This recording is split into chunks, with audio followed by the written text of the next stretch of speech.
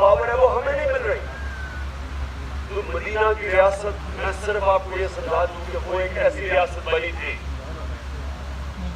جو عدل اور انصاف کی بنیاد پہ بنی تھی. وہاں پہلے تو قانون کی بالادستی تھی, طاقتور اور کمزور قانون کے سامنے ایک برابر ہو گئے. دوسری چیز یہ طاقتور سے پیسہ لے کے تو کمزور پہ خرچ کرنا شروع کیا, جس کو فلاحی ریاست کہتے ہیں.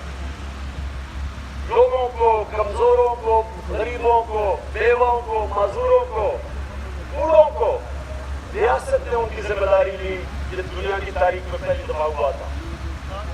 آج سوار میں جیلم کے لوگ زیادہ, آپ اور پاکستانی یہ جو سن رہے ہیں یہ یاد رکھیں کہ وہ جن اصولوں پہ مدینہ کی ریاست بنی تھی